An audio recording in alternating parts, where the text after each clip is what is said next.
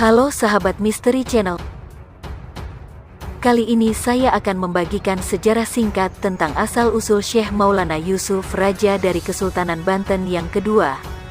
Sebelum melanjutkan, alangkah baiknya bantu kami dengan cara like, komen, share, dan subscribe di Masih Dalam Misteri Channel.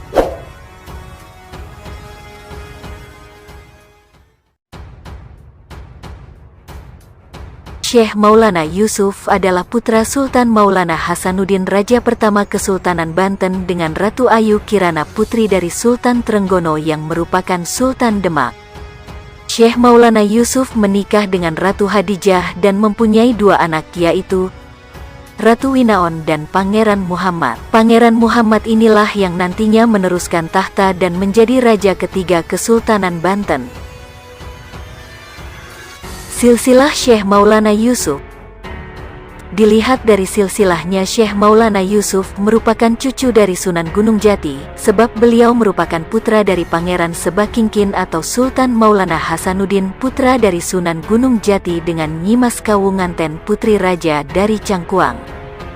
Saudara kandung Syekh Maulana Yusuf. Menurut sejarah Banten, Syekh Maulana Yusuf memiliki 8 saudara kandung, yaitu Ratu Pembayun, kakak pertama beliau, Pangeran Arya atau Pangeran Sunyararas, Pangeran Pajajaran, Pangeran Pringgalaya, Ratu Agung atau Ratu Kumadaragi, Pangeran Maulana Maghrib, dan Ratu Ayu Arsanengah. Selain itu, Syekh Maulana Yusuf juga mempunyai saudara tiri dari ayah Sultan Hasanuddin dengan beberapa selirnya, yaitu Pangeran Wahos, Pangeran Lor, Ratu Rara, Ratu Keben, Ratu Terpanter, Ratu Wetan, dan Ratu Biru.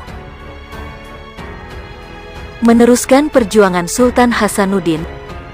Setelah sepeninggal ayahnya Sultan Hasanuddin pada tahun 1570 Masehi, Syekh Maulana Yusuf menjabat dan meneruskan perjuangan Sultan Hasanuddin, ayahanda beliau, pada tahun 1570 sampai dengan 1580 Masehi. Meskipun Syekh Maulana Yusuf hanya menjabat selama 10 tahun, tetapi beliau sudah dikenal sebagai Raja Banten kedua penakluk Kerajaan Pajajaran saat menyebarkan agama Islam di tanah Jawa sekaligus mengubah wilayahnya semakin maju bak Singapura. Peristiwa menjelang wafatnya Maulana Yusuf. Ketika Maulana Yusuf sakit keras, datanglah Pangeran Arya Jepara dengan membawa pasukan besar ke Banten dengan maksud untuk menjenguk. Pangeran Arya Jepara dengan pasukannya yang dipimpin oleh Ki Demang Laksamana kemudian ditempatkan di pagebangan di luar tembok batas kota. Pangeran Jepara adalah adik dari Maulana Yusuf yang pendidikannya diserahkan kepada bibinya Ratu Kalinyamat di Jepara. Mendengar wafatnya Maulana Yusuf yang kemudian digantikan Pangeran Muhammad yang masih kecil itu, timbullah niat Pangeran Arya untuk menjadi pengganti Raja Banten. Keinginan ini mendapat sambutan baik dari Patih Mangkubumi yang semenjak Sultan sakit memegang kendali pemerintahan. Dengan diapit oleh Mangkubumi dan Ki Demang Laksamana, Pangeran Japara dan pasukannya beriringan pergi ke keraton. Sampai di tepi sungai di luar tembok benteng keraton. Sebelum darpa lagi, Mangkubumi memberi aba-aba untuk berhenti. Di seberang sungai, di bawah atap Sri Manganti, yaitu gerbang di luar istana, sudah menanti putra mahkota yang duduk dalam pangkuan kadi dikelilingi para penggawa dan para menteri kerajaan dengan pasukan Banten yang cukup kuat. Selanjutnya, Mangkubumi menyeberangi sungai sendirian, untuk kemudian menyiagakan pasukan Banten supaya waspada apabila terjadi yang tidak dikehendaki.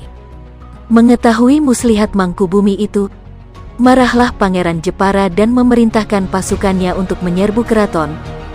Maka terjadilah pertempuran hebat di luar benteng istana.